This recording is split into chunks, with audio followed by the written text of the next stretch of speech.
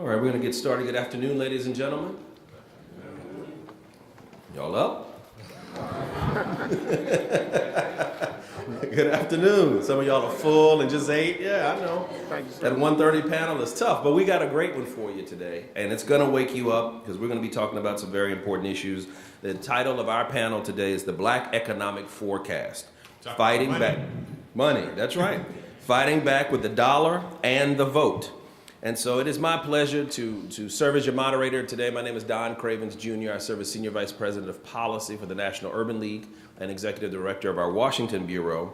And I'm delighted to be at this year's annual legislative conference, particularly happy to be a moderator again for my very dear friend and hero, William Lacey Clay, Jr. I want to say something about Congressman Clay, and they've written words for him, and I'm going to tell you about him, although most of us in this room know him. And you know him as Congressman Clay, but if you really know him, you know that he's Lacey, and he's Lacey through and through. He's Lacey on the good days, he's Lacey on the bad days. But the good news is we've got Lacey on our corner all days. And he's not only a champion for people of color, he's a champion for the United States of America. Congressman Clay chose this year to do a panel on money, Jamal. There are a lot of social justice panels going on in this building today, and those issues are crucial. But I would say, coming from the Urban League standpoint, that our economic issues are vitally crucial too and play directly into our social issues. And so I wanted to congratulate the congressman on having his session this year on economic issues. Let me tell you a little bit, yes. Let me tell you a little bit about Congressman Clay. Congressman William Lacey Clay was first elected to the United States House of Representatives in 2000, succeeding his father. He is currently serving his 9th term, and prior to his election to the U.S. House, Mr. Clay served for 17 years in both chambers of the Missouri legislature. Congressman Clay and his father, Bill Clay, a founder of the Congressional Black Caucus, have an unparalleled legacy of fighting for black people and for the black agenda. As many of you know, Congressman Clay defeated his primary opponent this past August by over 20 points. Successful election. Let's give him a round of applause. And because of his election and the wave of elections that we are seeing in this country, it looks like the Democrats may take control of the House of Representatives.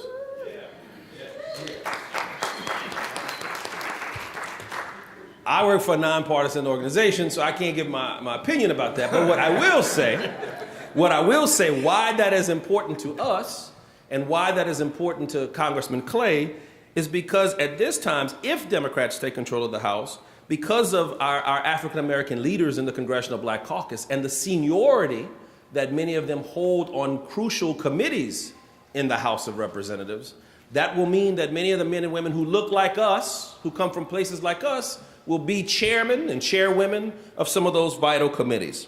So for instance, Congressman Clay is currently the senior member on the House Financial Services Committee. Listen to that, brothers and sisters. He serves as the ranking member on the subcommittee on financial institutions and consumer credit. That means if the Democrats take control, he becomes the chairman of that powerful and important and crucial committee. This key subcommittee has major oversight responsibilities over banks, over credit unions, brokerage houses, the Securities and Exchange Commission, the Consumer Financial Protection Bureau, and credit rating agencies. With a change in House leadership, Congressman Clay becomes the chairman of that committee. The panel today is key to advancing solutions and policy discussions for the future. And I'm going to introduce the panelists in just a bit, but what I'd like to do right now, without further ado, is hear from our champion, soon to be chairman, Congressman Lacey Clay.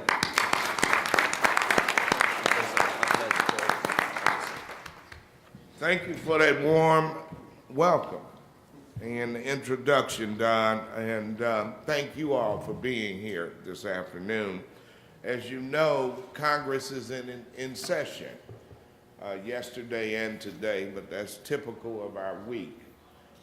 Tomorrow, they've given us a reprieve, I hope, in consideration of the CBC ALC, and have canceled votes for tomorrow. So the schedule will not be as hectic tomorrow and the rest of the weekend. But today, as Don mentioned, we have assembled an outstanding panel, and I can't wait to hear from them.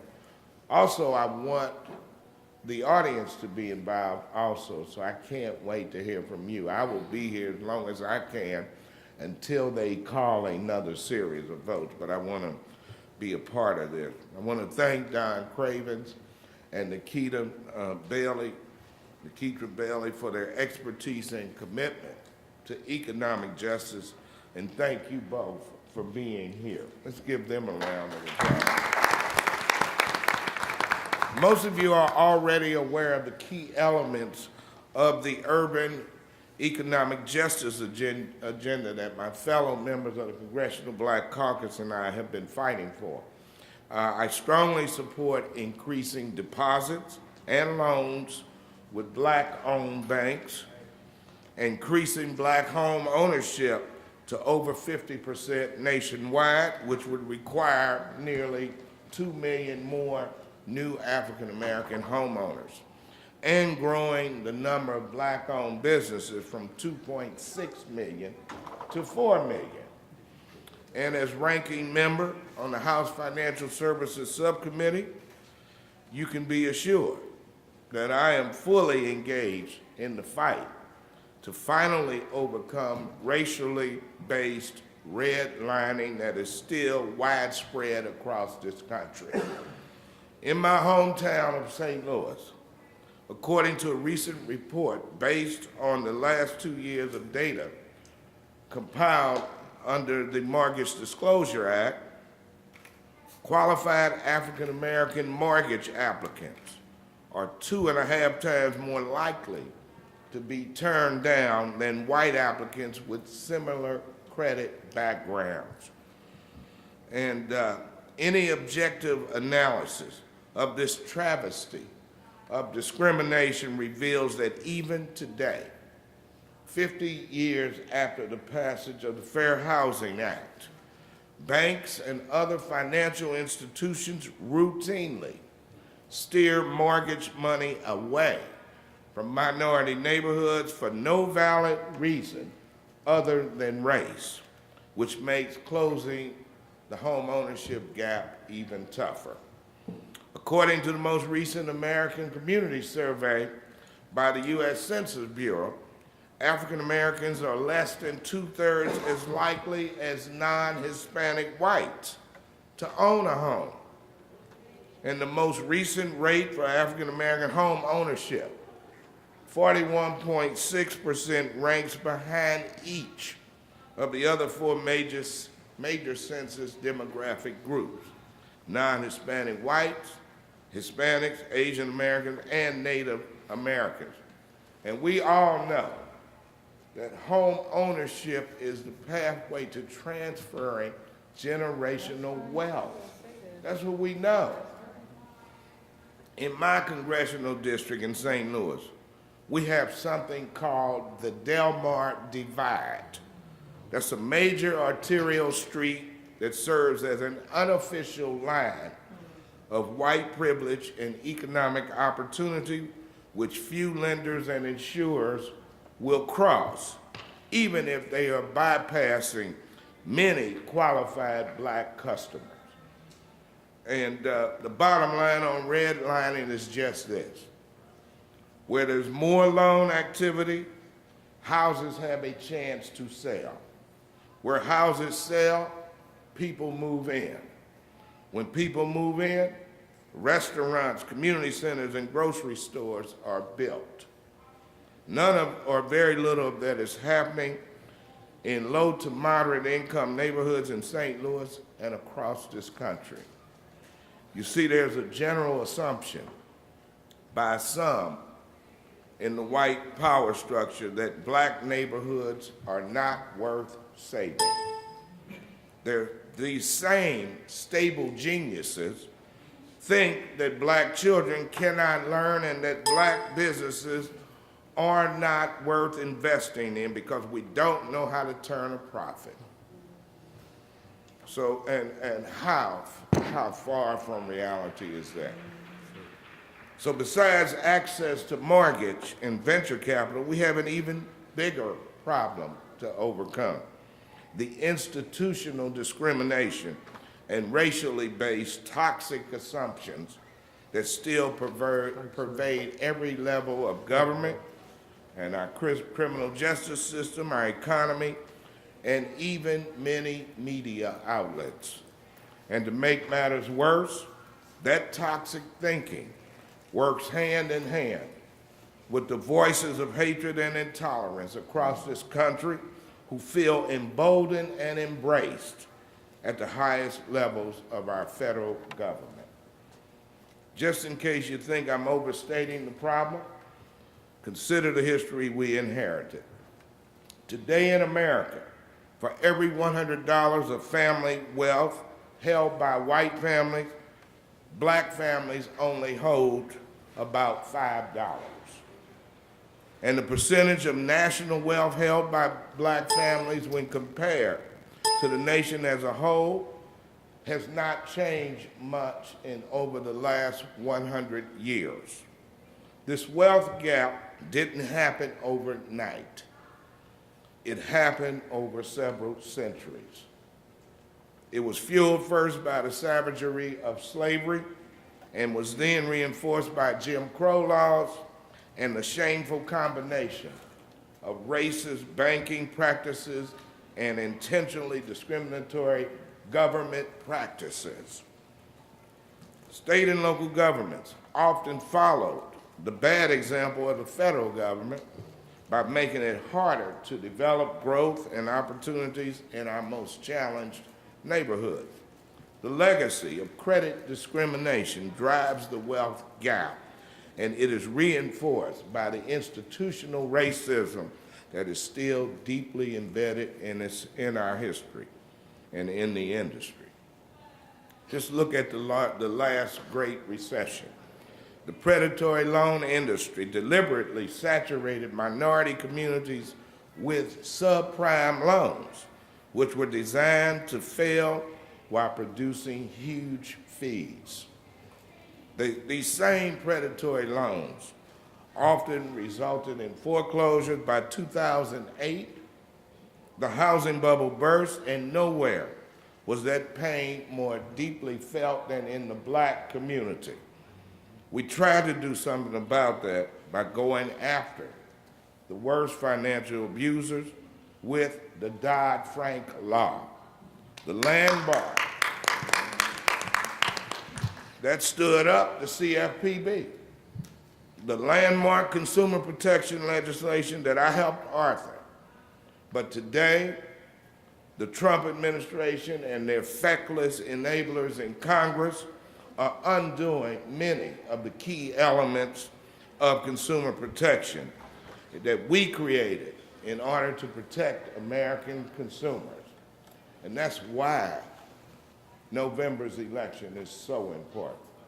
We have to undo some of this damage. We have to rebalance government, and we have to unwind some of the abuses that they have taken the opportunity to inflict upon the American consumer, starting with my subcommittee, starting with the CFPB, and continuing to make them an independent body free of the appropriations process of Congress so that they can do their job. They were the ones calling the balls and strikes for consumers, whether it was with credit card companies, student loans, home foreclosures, home mortgages. That's what we needed. We didn't, until we created the CFPB, we never had a consumer agency just for the American consumer. And now they've decided we're going to undo all of this. And we need to mobilize.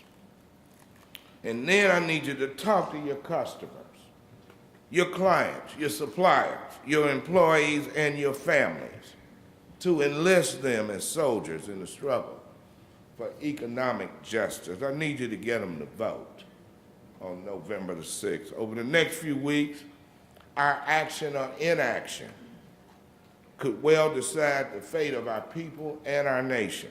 The dangers are very real, but so are the opportunities. So I'm asking you to join me as we demand an economy that works for the many instead of the few. And that's not just good business, it's what the American dream is supposed to be all about. Again, thank you all for being here, and I look forward to the discussion. Thank you, and God bless.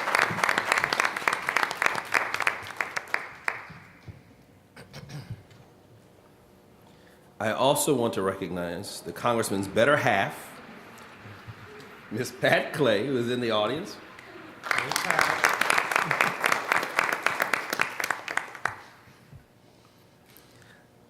As the Congressman said, we've got just a panel of experts. I mean, that is the best way to define the people that are here today, and I'm honored to be with them here, know most of them. You probably know most of them, but I would like to introduce them at this time, and I'm going to start off with this is out of order, because my notes here are, no, I'm going to do it in order. I'm going to start off with Brother Jamal Simmons.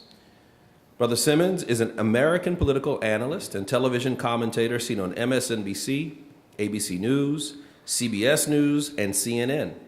Mr. Simmons graduated from Detroit's Cass Technical High School with a Bachelor of Arts from Morehouse College and a master's degree in public policy from the John F. Kennedy School of Government at Harvard University.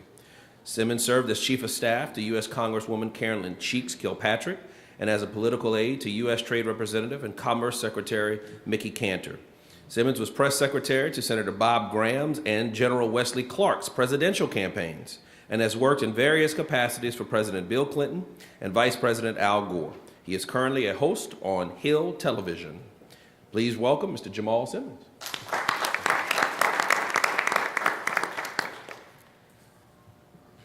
Okay. Next, we have Dr. Avis A. Jones DeWeaver. Dr. Jones DeWeaver is the president and CEO of Insight Unlimited. Avis formerly served as the youngest ever executive director of the National Council of Negro Women, a historic membership organization touching the lives of over 4 million women of African descent worldwide. She had the honor of being the keynote speaker to the inaugural President of the United States' Young African Leaders Summit and was a featured speaker before the World Bank. She currently conducts workshops and trainings on women's career and entrepreneurial success on behalf of the United States. Dr. Avis is a prolific writer, authoring books and numerous publications. Please welcome Dr. Avis Jones DeWeaver. Next, we have Mr. Ron Busby. Mr. Busby serves as president and CEO of the U.S. Black Chambers, Inc. Ron is a former, and is currently still a successful business owner himself, and has been recognized as one of the nation's best CEOs. Ron serves on the Pfizer Small Business Council, National Newspapers Publishers Association Foundation Board of Directors. He has also formerly served on the United States Small Business Administration's Council on Underserved Communities. Trained by some of the country's leading corporate executives, Ron developed his skills at some of the nation's largest corporations, including Exxon, Xerox, IBM, and Coca-Cola USA. Ron has dedicated himself to the empowerment of the Black community, and he is recognized as an expert on small businesses, appearing and providing testimony before U.S. Senate committees. Ladies and gentlemen, Mr. Ron Busby. And then last but not least, we have Ms. Nikitria Bailey. Ms. Bailey oversees the Center for Responsive Lending's Coalition Building and Constituent Relations. Nikitria is the lead strategist for the partnerships that span civil rights, faith, women, labor, and community advocates. Nikitria also leads CRL's access to mortgage credit advocacy to ensure that low-wealth families and people of color are fairly served by our nation's housing finance system. Nikitria has played a key role in many of CRL's legislative and regulatory victories, including the enactment of the historic Wall Street Reform and Consumer Protection Act. That's why she gave it a big applause when the Congressman mentioned it, which resulted in the creation of a federal agency with a sole mission of consumer protection. Please welcome Ms. Nikitria Bailey. All right, now on to the questions. But as you can see, we have the panel of experts, and I know many of you in this room, because I know many of you in the room, we've got some great experts in the audience as well. And as the Congressman said, we're here today to have a conversation, one that needs to take place. So I'm going to start off with you, Brother Jamal Simmons. You heard about his credentials. The brother is brilliant. He looks good. He sounds good on TV. But Jamal, let's talk about... $5 is coming when afterwards. All right, good deal. Let's talk about the state of Black America. I know sometimes people say, let's not talk about the problems, let's just talk about the solutions. I don't know that we as African Americans fully understand our economic problems. And so panelists, I want to start there, and I'm going to start with you, Jamal. Wealth gap, what is the state of our economic Black America? I'm happy to, and I will start off saying this. Thank you for having me. Thank you, Congressman Clay, for having me. I have to admit, I'm going to have to leave because the thing about the news business is once it gets going, you can't really control it. So I got to get back to the studio to shoot something that's going to air tomorrow. We are in trouble. So when you look at the numbers are bad. And the congressman has started to go through it. I just want to give you a couple other ways to think about the wealth gap. Single men in this country make about are worth about $10,000 in wealth. Single women, $3,200. Black women, $200, and Hispanic women, $100. That is a problem. I spend a lot of time dealing with entrepreneurs. In addition to the work I do on TV, I have a company that we started. My wife also has a company that she started because we believe in entrepreneurship. I think that when you look at how Black women in particular are treated in this economy, it is devastating. Black women are the fastest growing group of entrepreneurs in the country. They generate about $44 billion in revenue. But when they go to venture capitalists to try to raise money, the average startup founder can raise about $1.3 million. Those are white guys. And the average Black woman startup founder raises about $36,000. 1.3 million versus 36,000. This is not the way, well, along this path is the way to freedom, but it's going to take us some trouble and some real work to close that gap and to get people to be focused. I'm going to tell you one story before I stop because it just happened and it's something I think that illuminates it. The congressman was talking about home ownership. And this is partly why my wife and I are really focused on this for our child. We just bought a new house 6 months ago. We go in and bid on the house. We like it. We've been searching for a year. We go to get it. We come back. We find out it's another couple that's also interested in the same house that we're interested in. Now I'm going to tell you, we do okay. we make pretty good money. But our wealth is tied up in middle class assets. This is 401k, it's not liquid, it's a bunch of money in stocks and bonds, whatever. It's not that liquid. And we don't have parents that can write us a check. So we go up against this other couple who make about half of what we make, but they have family that can write them a check to increase their bid on this property. We end up getting the house. It costs us a little extra money, but we end up getting the house. But it's something that we're committed that is not going to happen for our child, right? So this home ownership thing is real. This entrepreneurship thing is real. And I have a nephew who is just finished school. He worked at a fast food restaurant in Detroit, and now he's off to college. But he wants to start a Nike store, a sneaker shop. We have got to be as interested in our kids going into business and starting companies as we have been in them getting law degrees and business degrees and all the other professional degrees. So that's my soapbox. Thank you for having me. We're at now Hill TV, and one of the reasons I wanted to be on this panel is because the show that I'm starting at Hill TV will have a segment in it that we call The Remedy. And we call it The Remedy because we want to focus not just on what's going wrong in the country, but we want to find the people who are doing things that actually fix the problems even while we have to endure the person in the White House. We want to make sure that we are talking to the people who are fixing the problem today and make sure they have a voice and we all get to know them and they inspire another generation. So thank you for having me. Thank you, Jamal. Dr. DeWeaver, State of Black America, from your lens. Absolutely. So I'll just sort of pick off where Jamal left off when he mentioned this issue of liquid wealth, because that's a part of this problem that we rarely talk about. Yes, the black-white wealth gap is tremendous, but when we talk about liquid wealth, what you can get to in an emergency, if you really need to put your hand on some cash, is absolutely atrocious. The typical Black family only has $200 in liquid wealth, and when you take out retirement savings, that goes all the way down to $25. So we are broke. Let's just be very real about it. As a community, we are literally living paycheck to paycheck to paycheck. And if anything comes to interrupt that stream of income, we are in a big hill of trouble. And so finding ways in which we can help our communities amass wealth is absolutely critical. Now I wanted to focus my remarks, however, on the state of Black women, because Black women face a very particular challenge in our economy. Yet we're extremely important for our families. We represent about 80% of Black families' income in terms of being key contributors for our families in our neighborhoods. And so as Black women go, so do our families. The reality is that Black women have always worked, right? We didn't need a women's movement to be infused into the labor market.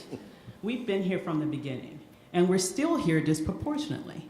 As it stands today, as it has always, quite frankly, we are overrepresented in the marketplace, really, and that we are more likely to work than any other group of women in America. Yet, we are especially likely to be underpaid. Oftentimes when we talk about the wage gap, we think about it from the perspective of the difference between what a white male makes and what women make, right? So when you look at the wage gap between Black women and white men, we make about 63 cents to the dollar, which is bad enough, right? But it's not just a racial wage gap, it's also a race-gendered wage gap, in that we only make 77 cents to the dollar of what white women make.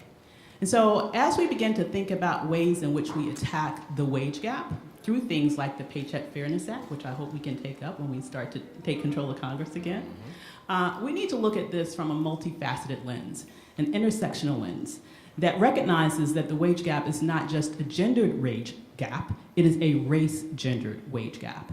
And so I think I'll probably stop right there and have some more discussion about this later. But I think if we really want to focus on what we can do to help Black families writ large economically, one of the most important things that we can do is make sure that Black women are paid fairly. Very good. Thank you, Doc. Brother Busby. State of Black business in America.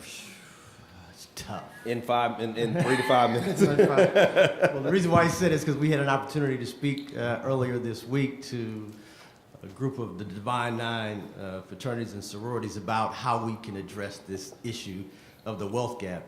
But again, my name is Ron Busby, president of the U.S. Black Chamber, and if I can, I always start off every conversation this way when there's a microphone in front of me. I was the blessed child that had a mother and a father. I had a mother who was a teacher, educator, as well as a minister. So I'm well educated on this issue, and I know my Lord and Savior, Jesus Christ. But at the same time, I had a father who was an entrepreneur as well as a Black Panther. So I'm about business, and I don't take no shit. So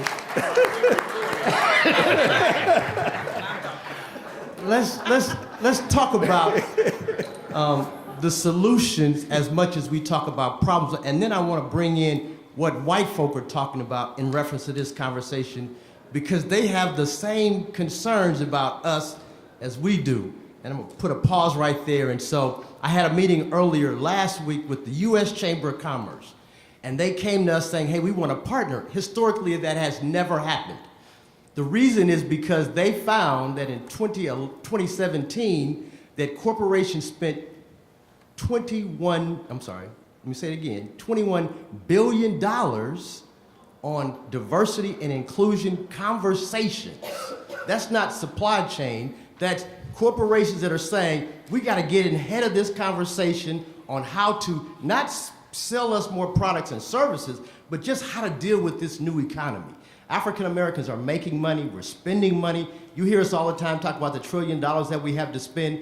That ain't us talking about that. That's white corporations saying they have $1 trillion of spend, how can we get our share? We have to have the same conversations and saying, we have $1 trillion, how can we keep that $1 trillion in our community? Jamal just told a great story about him buying a home, and I'll take my last 2 minutes about my story about buying a home. I lived in Phoenix, Arizona before moving here, and I rented a couple of homes. But finally, I decided I was gonna buy a home in Bowie, Maryland, which is where most African Americans live in Maryland, that have a good income. So it was easy. I used a Black realtor. No big deal. I'm part of NARAB, which represents Black realtors across the country. We decided we were going to use a Black mortgage company because I'm committed to making sure that African American businesses have it. I then said we got to have a black bank, and I'm so proud to know that we're talking about black banks because we realize that 70% of all dollars that are loaned by black banks go to black homeowners and black businesses. But then I said we're going to make sure that we use a black home inspector, a black moving company, a black installation company. Everyone that touched a transaction was African American. And when we start to have that conversation as opposed to what someone else is doing in our community to our community, then we can change the dialogue of what's happening in our community. And I'll stop there, but I definitely have a lot to say, Don. You know it. That's excellent. I appreciate that, brother. Nikitra, talk to us about the current state of black housing. So thank you so much for this opportunity to be here, and I have to give my sincere appreciation to the Congressman. I testified on housing finance reform last week before his committee, and he jumped right in there because I was the only woman and only woman of color testifying with some folk who didn't really have our community's interest at heart. And he jumped right in there to make sure those points were lifted up and repeated. And he let those other presenters know that he was on the right side and he was going to do the right thing. And he's done that in his leadership on that committee. So let's give him a round of applause. And I'll tell you a little bit about my organization, and then I'll get into that answer. I'm with the Center for Responsible Lending. We are a policy and advocacy organization, but we're connected with one of the nation's largest community development financial institutions. So when we're talking about lending solutions and how we serve communities of color, we're not talking about it based on a hope and a dream and something that somebody can do that's not tested and founded. We actually know what we're talking about because it's actually something that we're able to do and have a history of doing for over 30 years. And we've made over $7 billion of loans in underserved communities all across this country. So we're bringing that practical aspect to our policy discussion. We're not just out here on fishing. And I like to challenge notions about us as a community because we often want to go forward and we want to go forward. And it's really important for us to get forward. But in order to go forward, you need to really appreciate where you came from. Our issues are not personal. When we talk about economic issues in our community, they always start from this place of personal responsibility. Our issues are structural. We came here slaves. We are the descendants of formerly enslaved African people. Our work was always free. We went from working for free to Jim Crow, sharecropping, where we were robbed for every penny, every nickel, and every dollar we had. So we've got to think about these issues and these structural issues from that perspective because the only way we're going to come up with a solution is to really dismantle the very structures that have us in this predicament. So as we get to this point about home ownership, so the Congressman talked about the real gap that we see in today's home ownership rate, where black people are right back at where we were in 1968 when we passed the Federal Fair Housing Act, an act that was passed because Dr. Martin Luther King Jr. was murdered in the woods. And it was supposed to end discrimination in housing, and it didn't. And instead of figuring out how to implement that act, we face a ton of resistance to making sure that act was properly enforced so that we can't do the things that would dismantle the structural issues in homeownership. So when our nation had the Great Depression in the 1930s, somebody in policy decided the best thing to do to respond was to come up with a homeownership policy that would build economic stability in America for Americans and for our veterans who were coming home from fighting for war. What they did with that policy, though, is they made it seemingly race neutral, but in application, it wasn't. White people got favored. They got access to federal dollars that our parents, his grandparents, were paying taxes for. And that's why it's really important for us to think about it from a structural way. America made white people wealthy.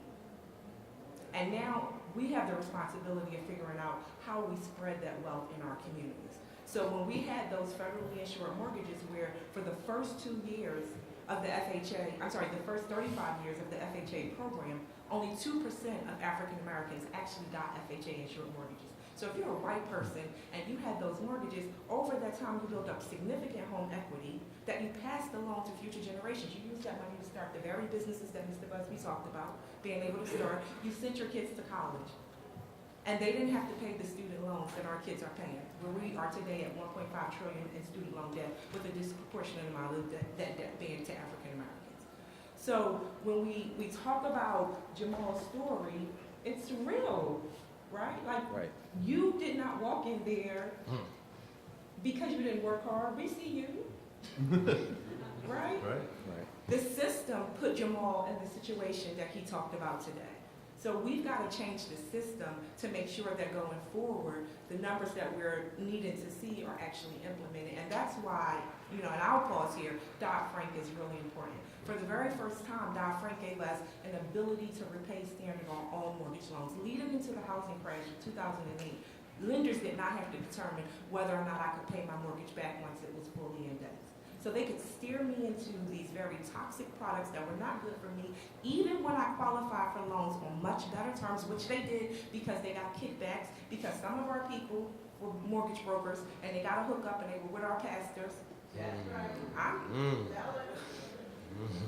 And we ended up in dangerous loans that stripped away 30 years of equity. We only been playing since 1968. And it was wiped away just like that. So we've got to go in and create the structural solutions to our challenges. That is a perfect setup for my next question. You leaving, Congressman? Okay. Thank you, Jamal. Thank you. What we heard on the panel is two stories that I think we as African Americans deal with. Brother Busby talks about some of this we could be doing better if we did business with each other. And I'm sure just about everybody in the room agrees, and I want to come back to that. But I want y'all to take that off the table for a little bit before I get criticized for breaking the Congressman's panel with this next question. We're not talking about ourselves. I want to talk about the structural racism. I want to talk about racism today. When an African American man or woman is shot by a white policeman and is on tape, a lot of times we will take to the streets, and we should. When a black family's dreams are killed at a bank, it goes unnoticed, it goes unheard. In the 1960s, King and Whitney Young and Rosa and all of our civil rights leaders, they did both. They were trying to get legislation passed to change the structure. Athletes gave signs of disapproval and protest, just like in today's society. Where are we with our protests? Where are the leaders with the protests? I see Brother Kaepernick doing his thing. People ask me, will you agree with it? It's not for me to agree or disagree. What is the Urban League doing? What is CL? What are you doing? So my question is this: do we have a responsibility to protest and to fight the structural racism, or is there another way to fix that stuff? That's my question to you. It's a both and, like you said, you set me up so I can say something great about your great organization, the National Urban League. It's one of the most effective organizations in the nation. It's on the front line fighting the fight in both arenas. We are a part of a broader-based coalition. We have a homeownership policy coalition that includes the National Urban League, the NAACP, the National Fair Housing Alliance, the Leadership Conference on Civil and Human Rights.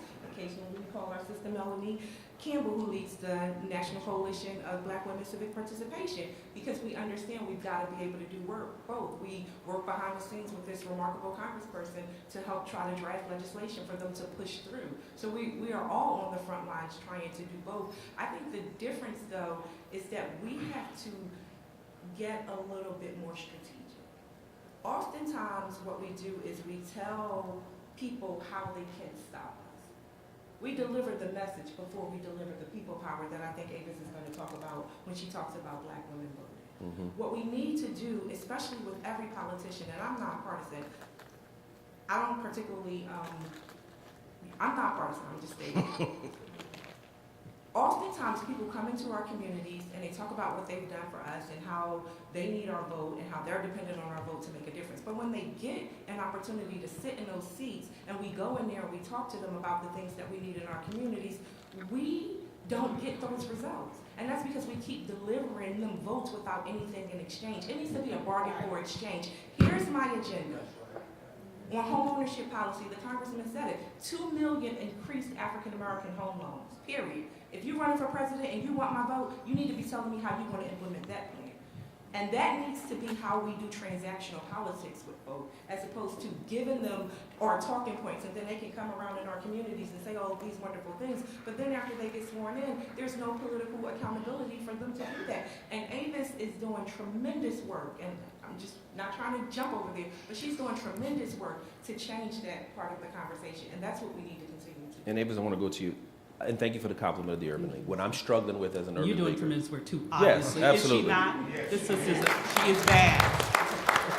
What I'm struggling with, and y'all are hearing this real time, what I'm struggling with, and I may lose my job for saying this, maybe the Urban League is doing enough. But should the Urban League be encouraging people, when we know banks are not lending to African Americans, should we be encouraging people to maybe to stop doing business with that bank? Okay. Now, what we have been doing at the Urban League, our motto has been, let's work with people, and then maybe they'll give us a chance. And it's been a successful model for some. It was good when it was trying to create jobs, because that's what Whitney Young was trying to do in the 60s. Give us, you have telephone operators, Ma Bell. Hire 2 women to answer phones, and you'll see the phone company won't go down. That worked. But Doc, I struggle with this. Well, Is playing nice to get along and hope you get an opportunity working for us right now? No, it's not. So what should we do? And part of the answer is what you said. I mean, we have to be very strategic in how we spend our dollar and with whom we spend our dollar. And when we know that we have certain banks that specifically targeted our neighborhoods Right. with those toxic products, then we need to be saying, we do not need to do business with you. And you cannot buy us off by donating to certain organizations. Yes, sir. Okay, you cannot buy us off like that. We are not a cheap date. Right. That's what we need to say. And then beyond that, I think it's important sort of following up on the strategy that was just laid out here. Beautiful strategy is exactly true.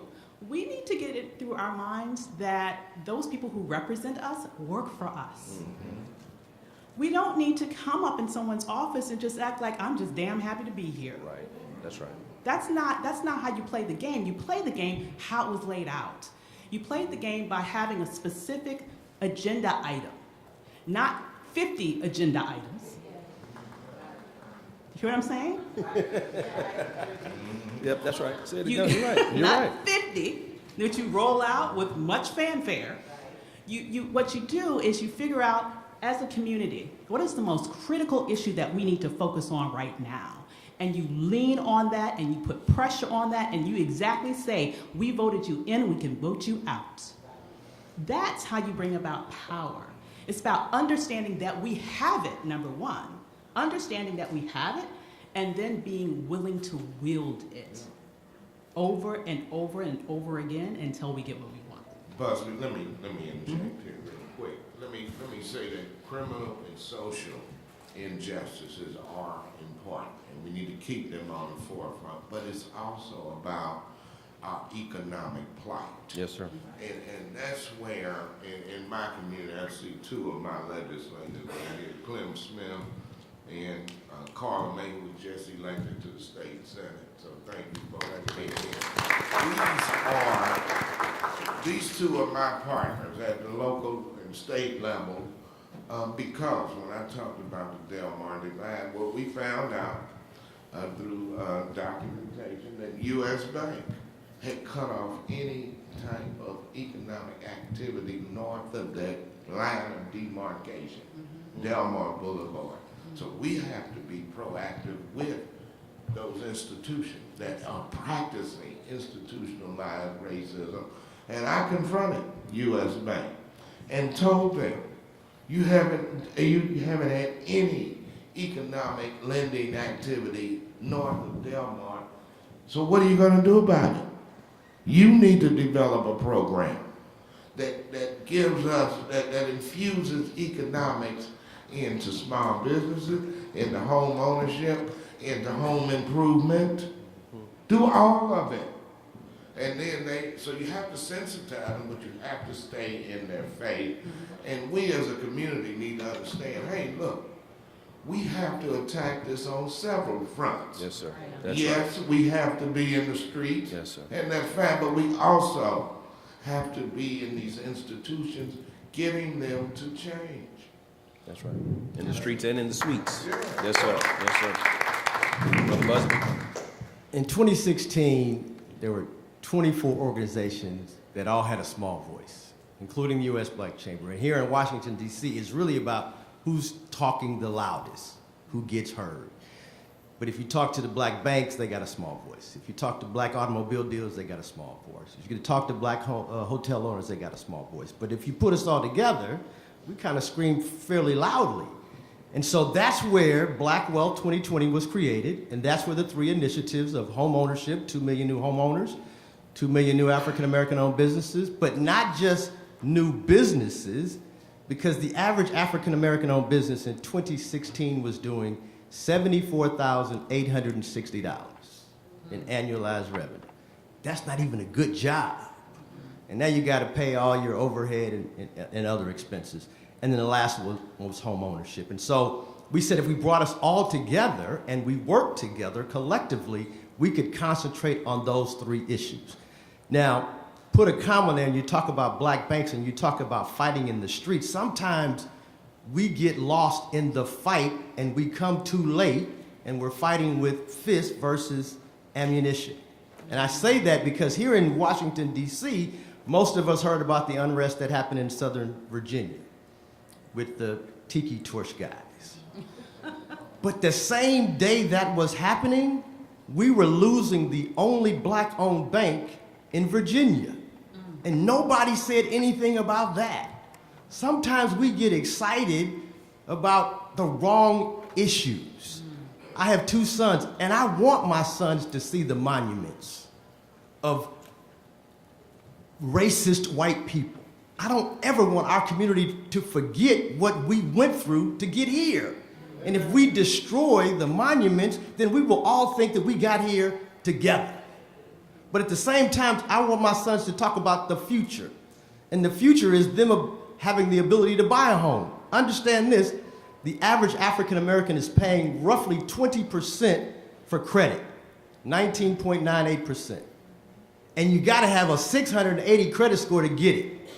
Whereas the average white family, same income, same home, same education, is paying less than 10% for their credit and can get it at lower than 600 credit scores.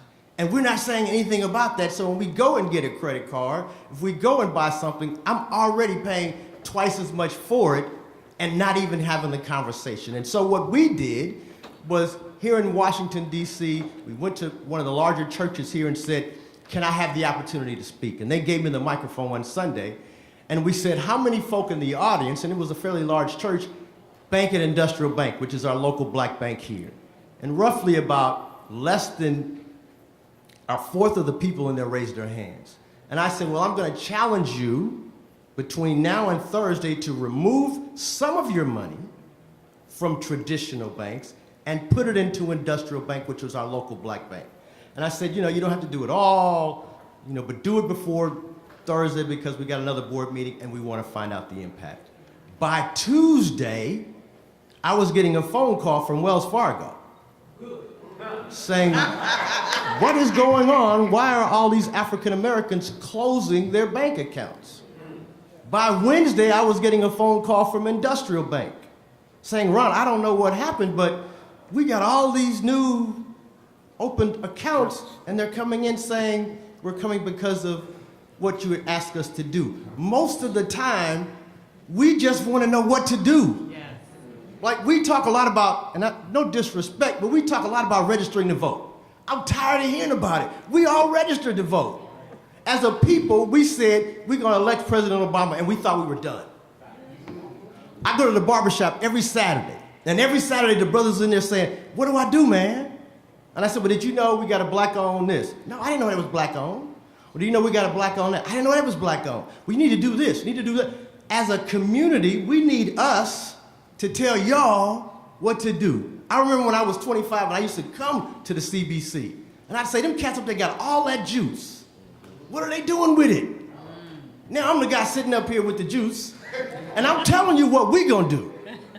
We are going to make our own, and I hear you about what white folk are doing. I can't control what white folk are doing, but I can tell y'all what we need to do as a people, and that's where we gotta start and understand that $21 billion conversation we were just talking about with the U.S. Chamber. They know that as a community, brown and black people, when they finally switch the switch on, it's all hell that's gonna break loose.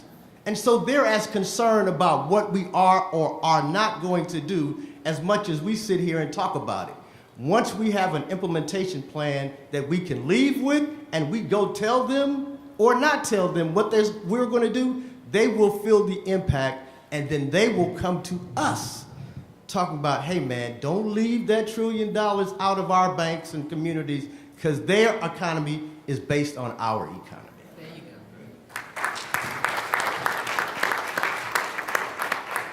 go. Avis, you mentioned our legislative strategy. We need to know what we're asking for, not come with a list of 15, 20 things. If you could prioritize one bill, one policy idea for African America, what would that be? What would that bill look like? What is that thing you'd want to focus on first? Well, I would say that there is something that exists right now Okay. that we probably, many people probably aren't unaware of because it kind of came in under the radar.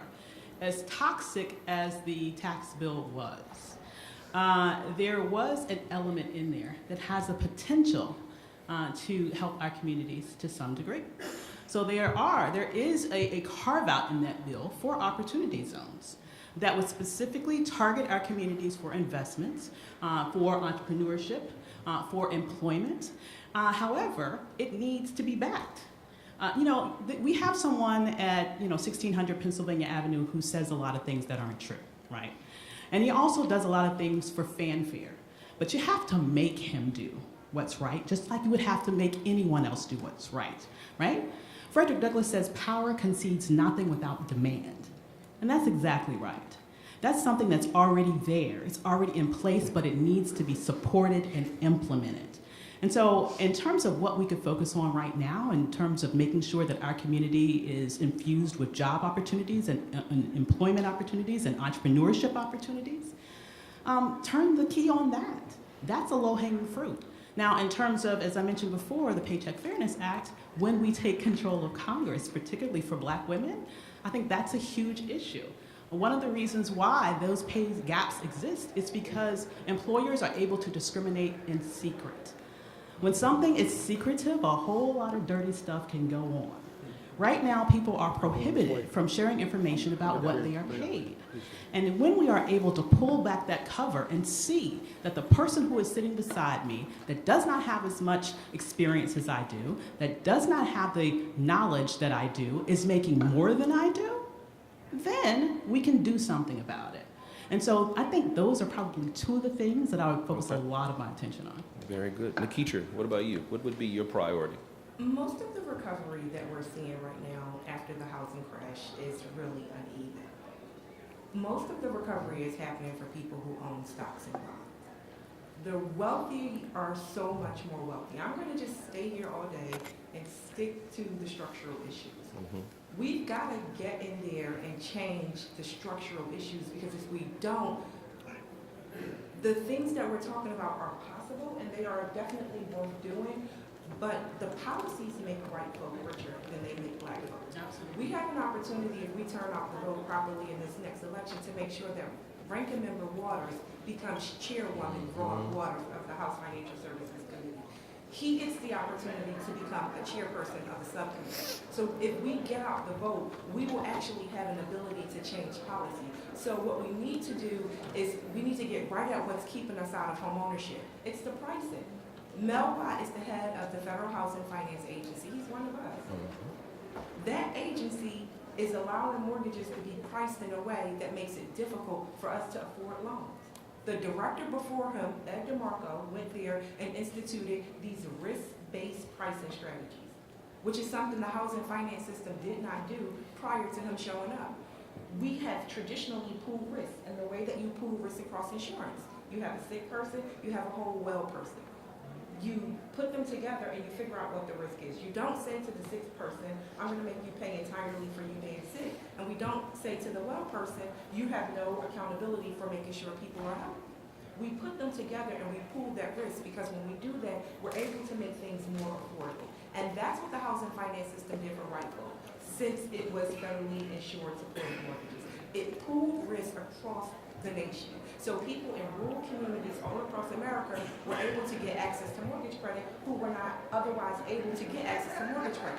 So now when we want to have this future, and I have to say 7 out of 10 future buyers are going to be people of color. So we're not asking for the system to do something that's like nice, right? We're asking for the system to do something that it needs to sustain itself, because those wealthy borrowers also need people to sell their homes to, because they also want to retire. So if we don't bring in the very people who are going to be the base of the mortgage market going forward, they won't have people to sell it to. So we have to get right at those pricing policies and get back to pooling risk across pools of borrowers so that we're not punishing the people who didn't cause the foreclosure crisis. Because literally what we're doing right now, and this is what ticks me off the most, we're punishing the very people who did not cause the foreclosure crisis, but we've permitted Wall Street to recover. Just second quarter this year, $60 billion in profits for the big banks. Like, come on. Homeowners got none of that. Brother Ron, if it was a legislative priority you could champion for business, what would that be? Yeah, a couple things. First off, Minority Business Development Agency, if you're not familiar with it, is the only agency here in Washington, D.C. that even has the word minority. They're talking about shutting it down. Not talking about it, but it is on the chopping block as we sit here today. And literally, it is the smallest budget that is there. And they have done so much for minority-owned businesses and women-owned businesses to help at least hear our concerns, not necessarily leveling the playing field, but at least give us an opportunity. The second thing is there are rules on the books already that aren't being implemented as well as not being justified. There are goals that the federal government has to spend, and when you ask them, well, how much are you spending with minority firms, they can give you an exact number for women and for minorities. But if you say, how much are you spending with African American firms, or I'll have to get back to you. In today's economy and with the technology that we have, there is no reason on earth that they can't tell us as a community how much they're spending with us. They will say, well, that's discriminatory, but yet they're still gathering the information, they're still making the decisions, but they aren't sharing that information with the people that need to know it most, because then they'll be held accountable. They need to have more transparency with their spend, as well as be more committed to making sure that the agencies that are here to help us continue to have sustainability long term. And I would add on that, when the candidates come into our community, again, Avis talked about having a very tight agenda, putting together specific metrics for what we want to see, and saying to the candidates who are going to be sweeping through here all weekend long with their lofty, aspirations about being president of the United States, like, tell them we want 2 million new black homeowners, and then we want specific numbers on entrepreneurship opportunity. Like, we literally, it needs to be that simple and that direct, and it's literally bargain for exchange. We're going to put this in every church that we all attend. I'm going to tell my pastor, you're going to tell your pastor, we're going to tell our sorority groups, we're going to tell our affiliated groups. We're going to make sure everybody's saying the exact same thing, so that when they come through, they know that they have to go back to the people who are working on their campaigns, and they have to incorporate it in if they want our vote. And then if they don't come into our communities talking about these things, then it's clear. Those are the people we should be voting for. What about the people who didn't get our vote, didn't come ask for our vote? What do we do with those people? We're living in a political climate now where it's us versus the other people, and we don't even talk to the other people anymore. Congressman Clay, I'm sure in his career in the legislature as well as in the Congress, has talked to Republican members and worked on bipartisan, but it doesn't seem like that's happening anymore, Congressman. So how when the other side wins, when the other candidate wins, do we just give up, go to fight for the next 4 years and just forget about policy and just pray the next time our guy or gal wins? I don't think so. Elections have consequences. We saw that in 2016. So now, what does that say? Okay, they control government. The other party controls all of government. That requires us to be, in my party, to think broader, to be more disciplined, and to sometimes even be creative. Okay, so what is it that they like? You mentioned opportunity zones. That's our approach. Between now and the end of the year, we should be talking, us in the Congressional Black Caucus on Financial Services Committee, should be talking up opportunity zones. That's what you all like. Then how do we make this work for our community? I do it on a state level and on a federal level. That's how we got the largest federal investment in St. Louis through the National Geospatial Administration. $2 billion federal investment because I had to reach across the aisle and work with Senator Blunt to win the competition to bring it there into north of Delmar. And so that's how we have to Yes, sir. approach this. It's not about walking the line for the Democratic Party. It's about walking the line for the African American community. And that's our interest. And I would add with that, like, we have to go and meet with them too. That's something that the Urban League does well. Again, you get me to say wonderful things about your organization. That's something that you all do well. As an individual citizen, I have two senators that really probably don't see eye to eye with me on like 90% of the things. I write them every week. When the Affordable Care Act was up before them, I sent them an email every day. Yes, that's time consuming. Yes, it's frustrating, but to be quite honest, if we're sharing personal stories, my mother is fighting for her life. She has cancer. She had to step out of her working role. And there's a responsibility of that she needed support from the Affordable Care Act. It mattered to me. So they needed to know my mother's story. And they needed to know that I'm their constituent and that that's my expectation for them, that they will preserve that act, because there's millions of people in the state of North Carolina that depend on that act so that they can get quality health insurance so that they won't die. Yes. Yesterday, I moderated a panel, Congressman Anthony Brown, my congressman in Prince George's, and the 8A program came up. The panel was on doing business with the government, and a brother in the audience spoke about the importance of the 8A contracting program, which, as many of you know, is the program that that allowed African Americans to do business with the government, get a preference on some contracting, which in large parts created Prince George's County's wealth. A lot of the brothers and sisters with businesses there. So one of the brothers stood up and said, I'm worried about 8A is going to go away, this new Supreme Court justice. And I asked a very simple question to the audience. How many people in the audience have gone to Capitol Hill, you're here in Washington, to talk to your member of Congress about how important that program was? How many hands you think I got up? None. And so, and I know what it is, because they were saying, but they wouldn't listen to me. My white congressman or my white senator is not going to listen to me. Does that mean we don't have a responsibility to still tell them? Our grandparents, our forefathers and foremothers, they were absolutely talking to people who closed their doors on us, but they kept talking and singing and shouting and marching and crying and all those other things. As you can see, I'm going through this at the Urban League. I'm wondering if we are we not just phoning it in, literally, by tweeting and Instagramming and calling that advocacy and civil rights? That's not advocacy, that's a tweet. That doesn't change a vote, that's a tweet. But that's what we're doing. That's what I've been doing. And I don't think I'm serving my constituents well by doing that. And I'm asking those questions to you because I'm dealing with that. I am struggling with that, brothers and sisters. But there is a way that you could leverage Okay. that social media power. Tell me how to do it, Doc. In Fix order me. to, well, you could be tweeting out the information that people need to be able to call their congressman, to be able to write their congressman, sort of use it as an information portal. It is a way that a lot of, particularly if you're looking to specifically target certain populations. Mm-hmm. If you look at Twitter, for example, Black Twitter is Twitter in my mind, right? And so if you are looking to target Black people, you can spread a lot of good information. So I'm just saying, don't completely throw the baby No, out. I'm joking about it, but you're right, you're right. And so that brings me to my next question about technology. Black folks should be more in tune with one another than ever before, right? Because we actually can use these devices to communicate with thousands of our brothers and sisters. Right. Can we do it better? Are there tactics or techniques we should be using to create some of that engagement, some of that advocacy? Well, you did say something. You can't tweet your way to freedom. But I also don't think we can do it by ourselves. The one thing about programs like the 8A program, it's changed.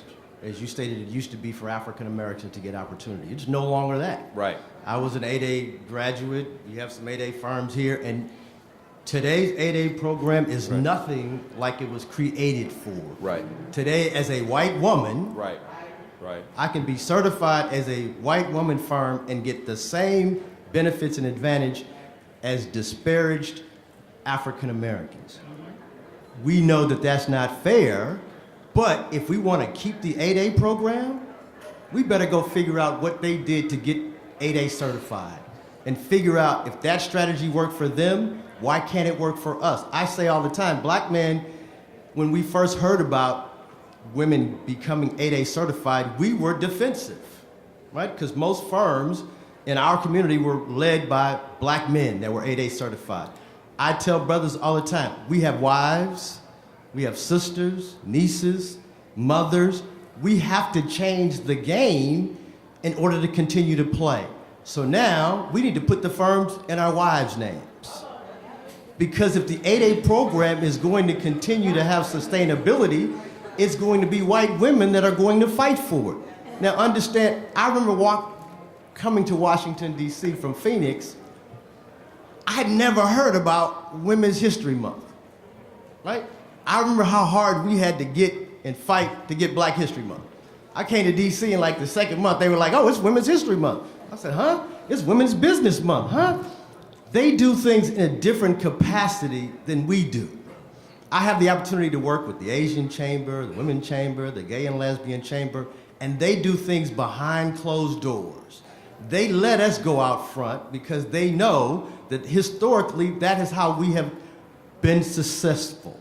And so they say, well, Ron, we need you on our team because we know you have the voice and the passion to get out there and have great conversations, while they can sit around and have bed talk, pillow talk. They can get together in their communities, have tea. And if you remember the way it happened, it was on the last night before the bill was approved. It was like on page 7,000, written in pencil, and it happened the next morning. And we woke up and were like, well, wait a minute, what happened? How did women get into the program? We gotta be more creative in how we go about fighting our battles. And it's not, I hate to say it, but it's not always gonna be out on Front Street. Right. Sometimes we gotta have folk out on Front Street, but we also need to have policy folk, we need to have media folk, but we also need to have organizations that represent our voices. What's happening now, when you talk about 8A programs and programs like that, we used to bid on contracts, and many of you know, and I talk to Don about this all the time, when I was in the 8A program, you found out how much someone else was paying for it and you reduced it by $1. You responded to the RFP and you made sure every I was dotted, every T was crossed, you prayed over it, you cut your profit down because you really wanted to be able to win that product or service. Those days are gone. As we sit here in Washington, D.C., we know that a budget doesn't get approved until about 45 days before all the money's got to be spent. And then they sit around in a room and they say, Antoine, do you know someone that could do this cybersecurity $10 billion contract? And you say, yes, I do. Well, Antoine is in the room. But if you don't know someone that's in the room, I don't care how low your price was or how hard you prayed over it or how well it was written, we don't have the luxury anymore of having those types of opportunities. It really is about relationships, and we're limited in the number of organizations that we have here, especially under this administration. They're not trying to meet with us. Now, some of our CBC members have relationships and they can get in the door, but most of us are now being shut out as African American organizations, which means now we need our women organizations that have a little bit more strength. But I think that's exactly what we need to do, right? You're talking about how you're talking to them, but we need to talk to one another. You hit right on intersectionality. Black men should have been talking to black women all along. Yes. We should have been come to us once they jack something up, and now we're going to give the money to our sisters. Your sisters are the fastest growing business developers in the United States. But do you know why? Time out. Okay. Time out. I got an answer for that too. So we should have been talking to each other all along. And another strategy that we need to be thinking about, because we happen to be women too, if you're dealing with white women and building coalitions, then you need to be asking them, what are you doing to make sure my sisters can eat at this table? Absolutely. Yeah, go ahead, Congress. I have to excuse myself, but you have opened up. Can Let me say.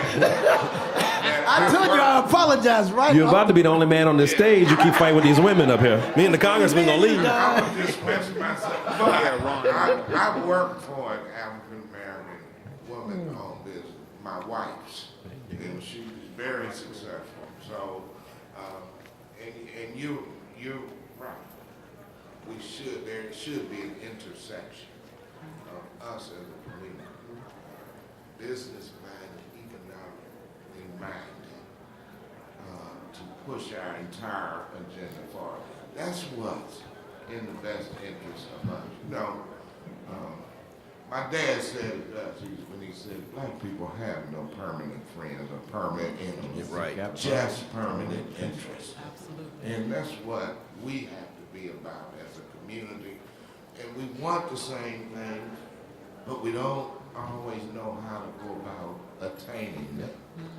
And some of it's generational differences. We have to pull everybody in and say, look, this is what the goals are, and this is what's in our best interest, and we better pursue it. So let me excuse myself and say thank you. I hope you're going to get to the dialogue We are, sir. part of this panel. Thank you all. Love you so much. Panelists, I want to get to the question and answer period in a few minutes. I want to ask you one more question about voting. And I think Ron brought this up earlier. We in the African American community have been saying vote, vote, vote, vote. We say it. I mean, from birth until the grave, we say it. Is voting for African Americans still an important concern? And I would like just to hear, and then we're going to open it up to questions. Well, absolutely. I mean, And why? Absolutely, because it is a gateway to having control over the makeup of power, right? But we need to understand that voting is just one mechanism in the realm, in the toolkit per Right. se. Too many of us believe that if you do register and show up and vote, that's it. That's You it. go home, that's it. Right. To me, voting is basically it's the starting gun. It's not the finish line of the race, Right. and that's what we need to understand. I always say it's the floor, it's not the ceiling, right? Once you vote for somebody, you go to council meetings, you watch them in the legislature, you go and make sure that they're doing the job, and if they're not, you don't vote for them again. Democracy doesn't stop with just a vote. You make a good point, Doc.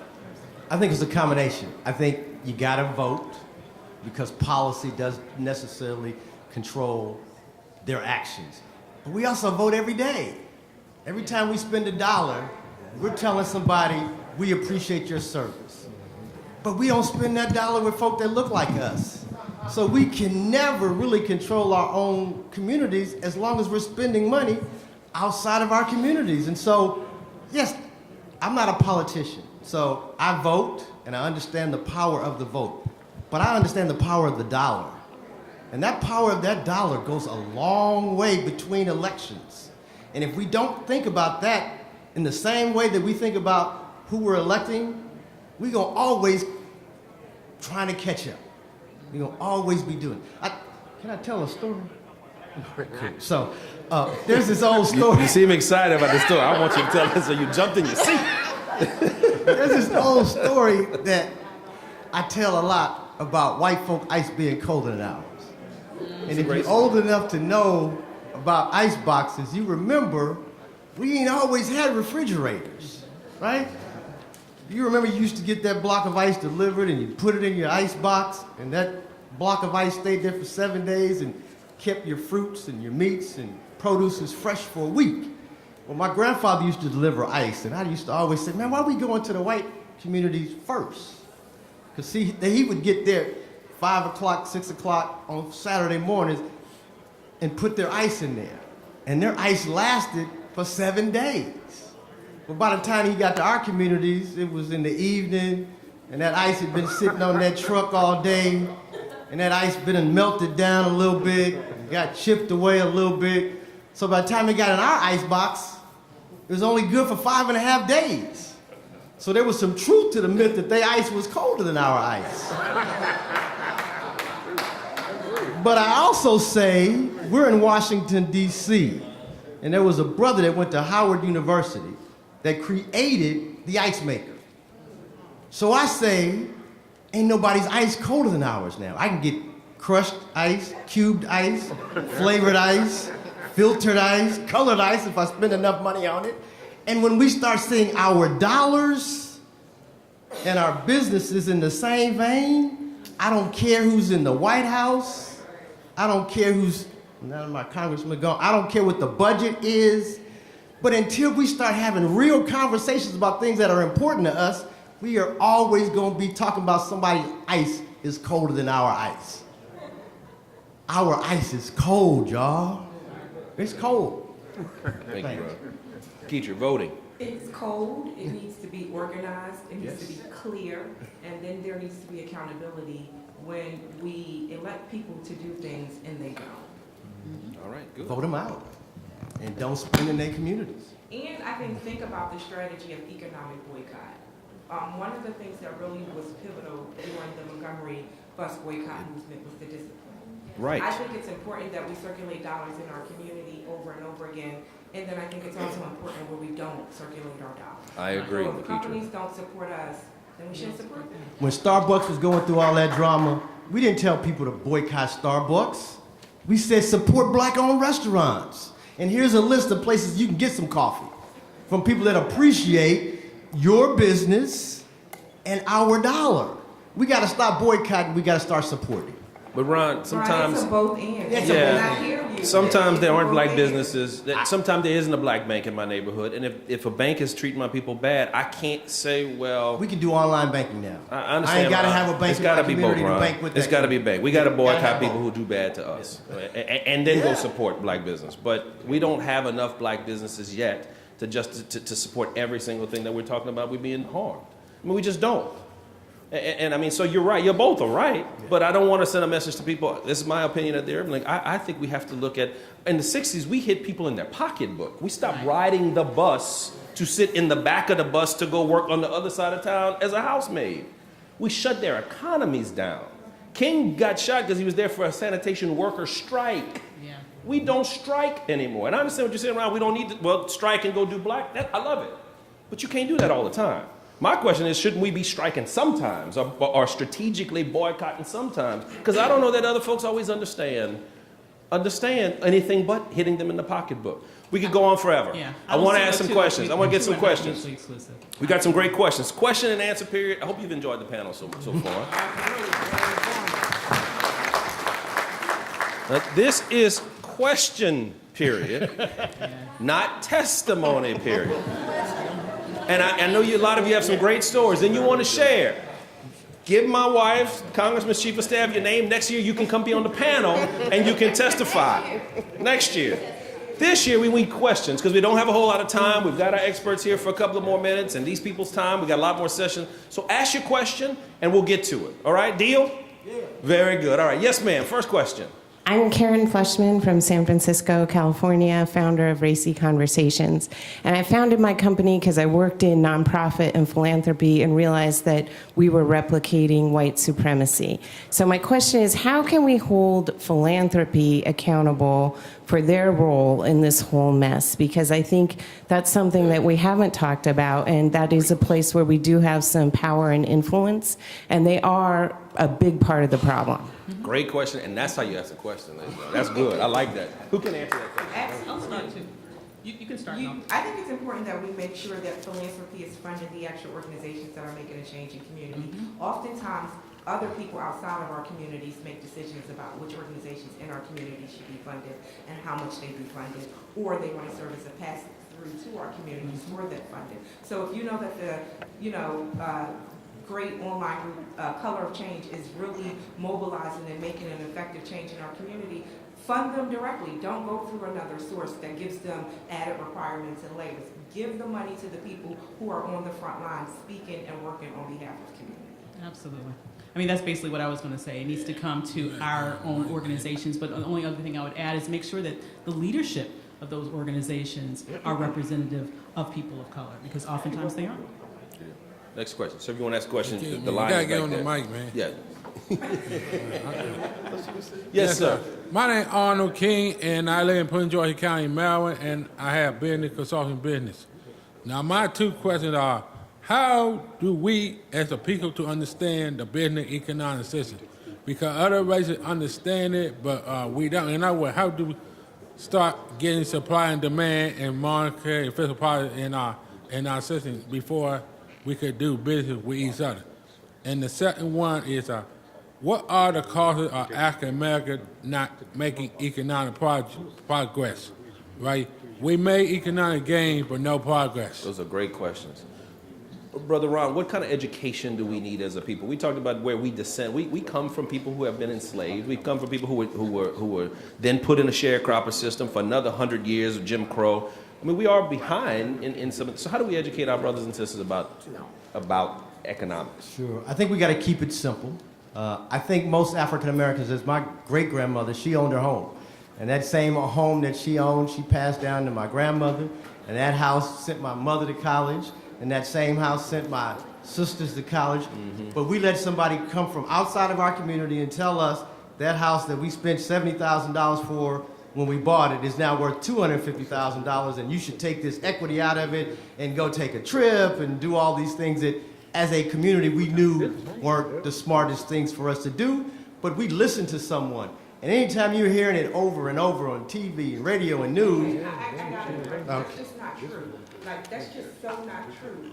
Like, and I think that's part of the problem that we have in our community. Narratives are developed about us that we buy into.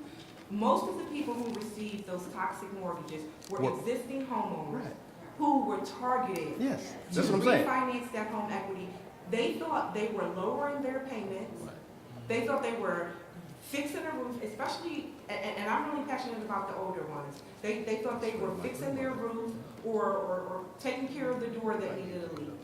They were not pulling that money out, and they qualified for loans on better terms, and the brokers looked like us that convinced them to take out those really harmful loans. I think Ron was saying some of that. yeah, I was going to say, we were saying the same thing. I know you're passionate. I know you're passionate, but I think that's what he was saying. I think we, as people that have the knowledge, we don't necessarily need someone from the outside of our community to come in and tell us what we need to do with our own income and our wealth. And so I think we're saying the same thing. I think some of us know, but we leave it up to other people to tell us what to do. But as leaders and as community folk that have the knowledge, it's kind of our responsibility to make sure that we're managing and we're the community leaders that are moving and allowing us to move forward without somebody else coming in telling us what to do. Because I agree, it was my great-grandmother who got convinced that this was a good idea. Same thing with the refinance or the reverse mortgages now. Those things are happening and nobody is talking about it. 5 years from now, 10 years from now, that is going to have an impact that is going to address our communities over-index versus other communities that are going to keep their homes and pass them off. We got to have real conversations about real things that are affecting us as opposed to letting someone else come in and have those conversations with us. I would just say really quickly, we also just need to be able to amplify information to people where they are, in their language, in ways in which that it's accessible, so that they can be sort of brought up to speed to know that they are being targeted in real time. Right, and that's how social media and the technology we use can be helpful. We did that, right? Like Congress, because again, we did that. We were on the front line. We were everywhere. We went to Congress. We went to the Federal Reserve. We went to the OCC. We went to the OTS when it was still here. Nobody did anything. Mm-hmm. Right.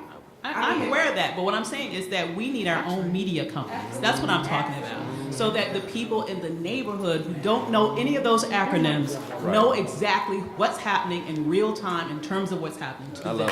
I love it. That's good stuff. That's good stuff. Yes, sir. Yes, comment about what you just said. Washington Informer, a black-owned newspaper in the state of Maryland, well, Prince George's County in Washington, D.C. That's a good place to start.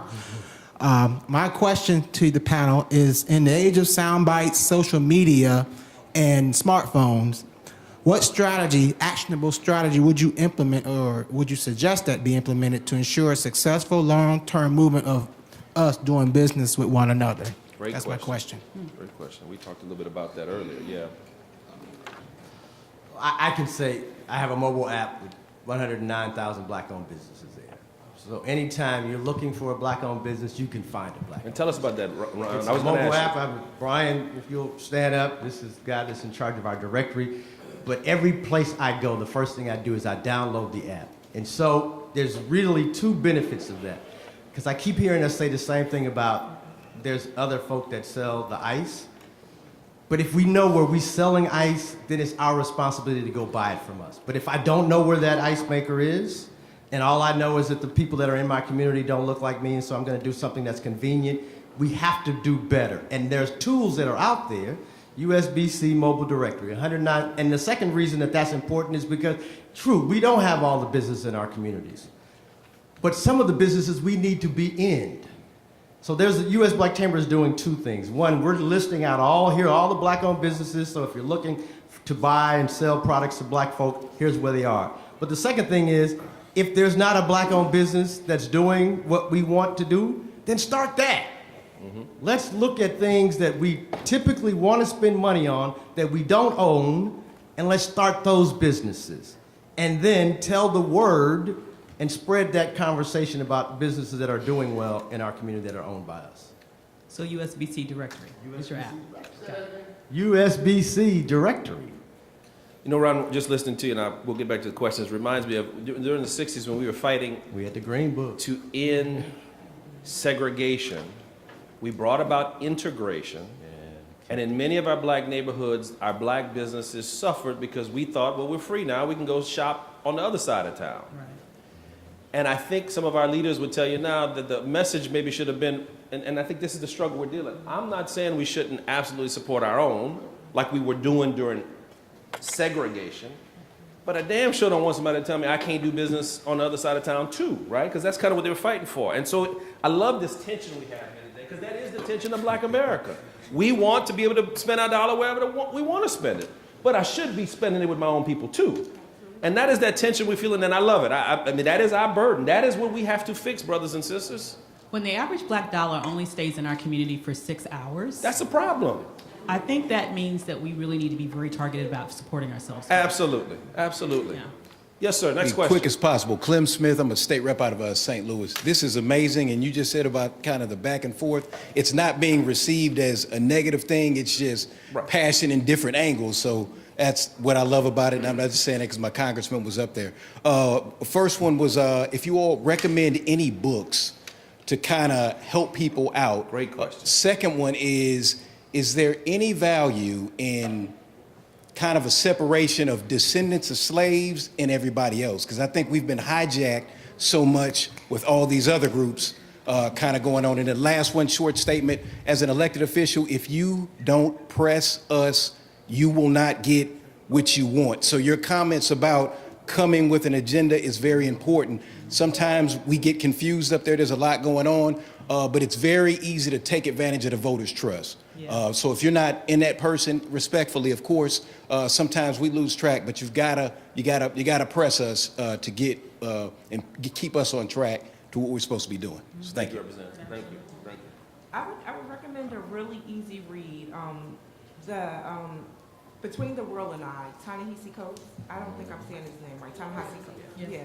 Between the World, it's a really easy read, and it just really lays out a lot of this background and it incorporates fact, but it's not like a technical wonky. It's a really good story, so it's something that you could really absorb. And then there are a whole bunch of organizations that have resources, and we can make them available and maybe have the Congresswoman's staff person have that list, and that can be shared with people who contact. And I will unashamedly plug my own book. All right. It's called How Exceptional Black Women Lead. And it does look at a lot of this history that specifically focuses on black women and families, but also brings together narratives and advice garnered from over 70 black women that I interviewed in corporate America and nonprofit America, successful entrepreneurs, elected officials, to show how they were each able to navigate the challenges of race and gender and still end up on top. And it's a really easy, great read as well. Thank you. How Exceptional Black Women Lead. Mine is Why Should White Guys Have All the Fun by Reginald Lewis. Yes. Virginia State University graduate. Very good. And a Kappa man. All right, next. I'm a physician. I'm very active in organized medicine, and one of the issues that I have is when a resolution is put forth in the various bodies of medical societies and organization, there is a temptation to mushroom an issue. For instance, we had a very strong resolution to increase workforce diversity and to also increase medical school diversity and to put forth efforts so that we could change the paradigm underrepresentation. And there always is this tendency to mushroom, and when you get to the big house and people will say, what about the GBLT? Yes, the black GBLT. What about the gender? Yes, the black female. I argue that, but I'm wondering if you have actually any kind of conservative core principles within your organizations that actually comes against the mushroom effect, because if we bring broad categories in that are not necessarily African American, then the whole fiscal note gets diluted, and it really gets diluted so that the efforts of some of the things that you want to do really becomes minuscule in terms of being able to spread the dollars over a larger group of people. So I'm wondering if there is some core principles that you have to block this whole tendency for mushrooming. I don't know how I would say this, because what we do from a policy perspective, oftentimes when people talk about income, they always assume that all black people are poor. So one of the things that we try to do is at least clarify that we need to say low income and people of color, including African Americans, Latinos. Just because even when you're trying to fix these historical issues around housing policy, they'll say, why would an upper income African American like Jamal, who shared his story earlier, why would we need to make sure he can have access to a certain type of mortgage? Because he just laid out the fact that he doesn't have the family history of intergenerational wealth. So while he was able to position himself and his wife and their family in a middle class environment and pull from those middle class resources, they still have this historical inequity that hasn't been accounted for. So that's something that we try to make sure we do. And Doctor, what I've been doing at the Urban League is when I'm speaking to groups in different cities about the state of black America, I am very strategic in using the word black. I don't know when we got to be so sophisticated, or African American, I don't know when we got to be so sophisticated where we just say minority too. You know what has been the most harmful use of that word in diversity and minority is our friends told us that we should do that. These were people who we vote for. And you know, we talk about the 8A program being watered down. A lot of that was our so-called party leaders in our party. Y'all need to do this or y'all gonna lose it. And we as African Americans did what we always done. But I don't want to lose it, so I barely got something now. And so I've just been very strategic. I don't hear my Jewish friends cower from using their Jewish heritages. I don't hear my Asian American friends cower. My Latino friends are having their big gala tonight. Yeah. And they've decided they're going to be a race, basically, and they come from all different places. I know we Native African Americans and African Americans who are in this country, we are a people with a common, and somewhere down the line, we got ashamed to talk about those things. So when I talk to white people, I'm very clear. We are Americans. I love this country. I served this country in the military.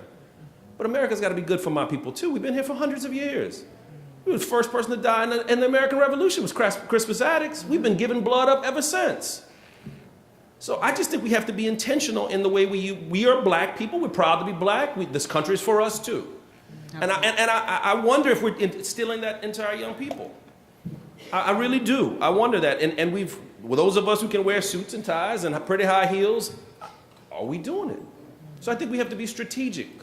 It's the Congressional Black Caucus. We black people. We're talking about black people issues. We got the Black Chamber of Commerce. There's nothing wrong with that. Absolutely. I'm black and I'm proud. Absolutely. There's nothing wrong with that. I'm unapologetically black. And that's what I tell white folks. I'm unapologetic about that. I'm proud of that. Just like they're proud of their heritage. And I also have to say that we need to also focus on this within corporations, because, and I lay this out in my book, what we've seen in terms of the way diversity has been framed, it is exactly what you just described. Yes. Okay? And actually, the percentage of black people in leadership in corporate organizations has actually gone down tremendously since 2008. It's as if the moment that Barack Obama was made president, all of a sudden, it was this sort of conception of diversity, the skin in the game or the interest in specifically focusing on black people went away, right? And so what we've seen is a huge drop in the representation of black people in executive positions in corporate America. And at the same time that that's going down, we've seen a huge increase in white women in those positions. So this idea of diversity has actually been sort of thinned out and watered down so that in practice, it ends up being white women or gay white men. So it's even whiter now than it was under previous conceptions. There was a story that came out 3 years ago there was a sister that was the CEO of Sam's Club, Rosalind Brewer. She was doing an interview with Diversity Inc. magazine, their TV online portal. And the question was asked to her, well, as the CEO, what is your perception and view on diversity and inclusion? And she said, that's a great question. She said, matter of fact, I was having a meeting earlier this week with a small business that was trying to do business in it, and it was 4 white men. And she leans to her colleague and says, we gotta find out what their diversity is within their organization. Within 48 hours, white men said, stop, we're going to boycott Sam's Club because they have reverse discrimination. That's coming from their board of directors. If you don't have a seat on the board of directors, all of a sudden now, your voice isn't heard. We have to change the conversation about diversity and inclusion because it's no longer about an African American conversation as much as it is about an inclusion conversation for everyone to be at the table. And that's why we say, in order for there to be a great America, there's got to be a great black America. Absolutely. Absolutely. And in order for there to be a great black America, there's got to be great black businesses. Yep, absolutely. What I'm going to ask our last 4 questions, folks, to do is ask your question. I'm going to get you to all ask your question, and then we'll wrap up and we'll answer all 4 of them, okay? So you can ask your question. Hi there, Nikki Beasley. I'm with Richmond Neighborhood Housing Services out in California. So I have 3 questions. The first one is we talked a lot about... What's your priority question? How can I be quick? We're already 13 minutes We over. talked about a lot about the pricing in regards to mortgages. We don't find that the interest rates are a problem, but we do find PMI is an issue, so if you can speak to that.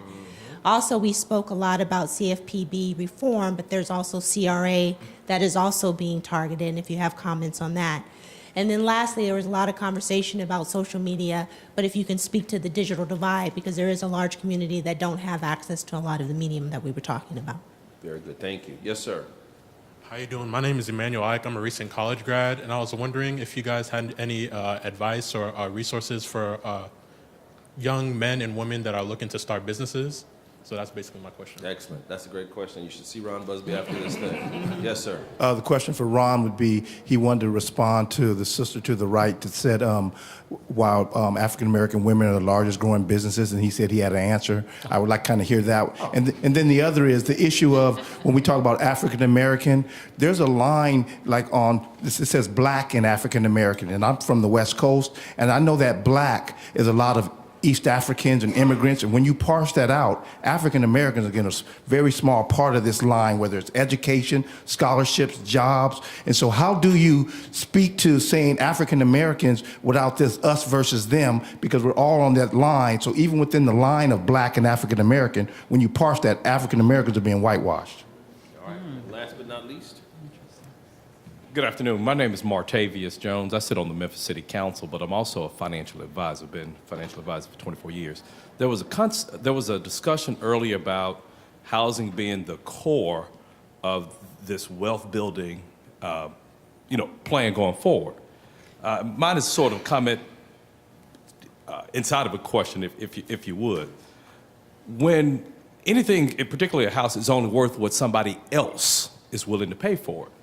And so most of us, when we buy a house, and this is the case in Memphis more than not, it may be some of the places when we look at our segregated neighborhoods, if our market is only black folks, we're limiting the wealth potential. If white folks are not, or Asians or other Hispanic communities are not moving in to buy that. So I'm looking at it from an equity standpoint, from the standpoint of stocks, bonds, mutual funds, they are colorblind. If somebody pays for it, you don't know how they look. They don't know that they're buying it from you. They don't know if they're buying it from a white person. So my question is, how was other financial assets not listed in that where you have greater wealth building potential? Thank you, Councilman. I'm going to ask each of you to take a minute or so, wrap up, and address some of the questions. I'm going to start with you, Nikitria. 2/3 of Americans have built their wealth through homeownership. That wealth came from federal housing policy supporting white Americans with the ability to build that wealth. I think you're absolutely right that there is an opportunity to build wealth through other mechanisms. Homeownership is foundational to how Americans build wealth, and our taxes really pay for other people to build that wealth. So we have to just be unapologetic in saying it just like that and demanding that we see those additional 2 million black mortgages. The question that you asked about pricing and interest rate, pricing is impacting that interest rate. So those rates are going up because those additional costs are being added in. So we can talk about that after the panel. I think today's panel was great. I think it was great to be on with these two panelists. And I think the point that I'll leave us with is that we need to make sure we have the facts and that we take unapologetic stances about what's important for us and for our communities. And we just do it in a rooted fact discussion, right? I'm just telling you that America made a decision to make white people wealthy and a decision to make us unwealthy. And everywhere we go, that's how we open the conversation and we bring in our agenda and the things that we want to do to close that. But we have to be that specific. It's not in our heads. It's not some idea. Even when we didn't have time to get into this today, but even when we think about the way credit scores are determined, all of these things that feel very neutral have racism baked right into them. So if we don't start there, we're always going to be going around in a circle as opposed to just putting it on the table. And let's deal with it straight up. Thank you, Nikitra. Brother Busby. I'll deal with the two questions for the young man who is looking to start a business and how that can help, and then the other one of black versus African American. So first off, young brother, don't go into business. Don't go into business for yourself. 90% of businesses fail within the first year. And if you're a young man, just finished college, you probably got some college debt. If you're not, then you're probably going to use your mother or father's credit card to start your business. You're probably going to work more hours than necessarily. I would say find someone that is doing exactly what it is you want to do and go work with them. There's no new economy being created, although there are new jobs. As we stated, we don't want more sharecroppers. We need successful, long-term, large businesses. The number one question that's always asked to us is, Ron, I'm looking for the next Antoine Ford because I'd love to do more business with black folk, but they don't have the size and the scale.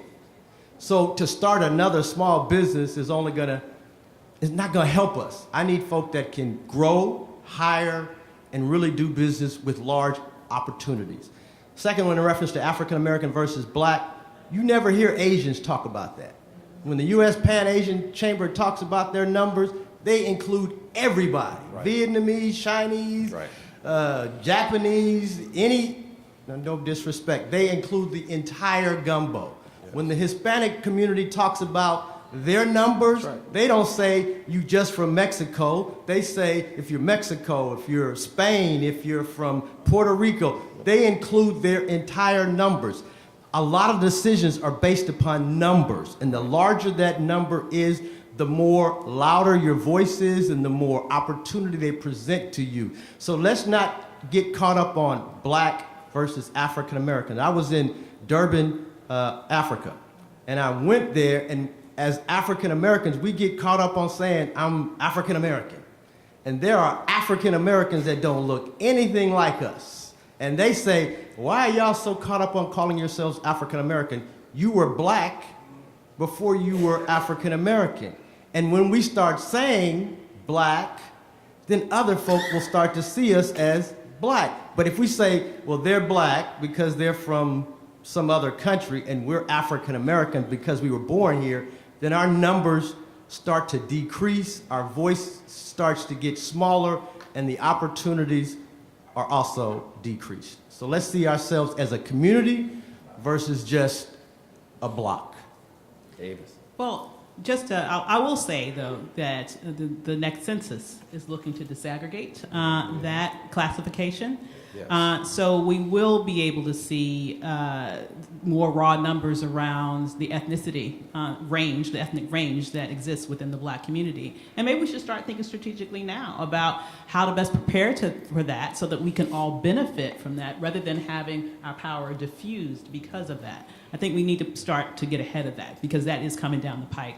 But I just want to say something just I think the questions have largely been answered. I just want to say something in defense of sharecroppers and just to put us in the mindset of how this is recent history. Okay? My father was a sharecropper. This isn't something that happened 1,000 years ago. All right? His family were sharecroppers. And when his father passed away, when my dad was only 14, he was the oldest son of 8 children. And it became his responsibility as a 14-year-old to be the primary earner for his entire family. And the only way he was able to do that successfully is that he made the decision right then and there as a 14-year-old child that he would never again work for a white man. And he became an entrepreneur, a very successful entrepreneur. And he was able to start a company that allowed him to employ all of his other brothers, as well as about 24 other people throughout the community. It was his lumber company that was the only lumber company that would sell lumber to black families so that they could build black homes. I want you to know there is power in entrepreneurship. There is power in being able to design your own destiny. There is power in being able to specifically meet the needs of your community. And if I didn't have that man who was a sharecropper with a second-grade education, who figured out a way in the Jim Crow South to build a business that was supremely successful and stood for over 40 years until he made the decision that he wanted to retire and he sold it, then I know I would not be in front of you today. That is the power of entrepreneurship. Let's give it up for our panelists. I want to thank all of you for being here. Thank our panelists. And again, let's thank Congressman Lacy Clay for putting this wonderful discussion together. You be safe. Have a great rest of the conference.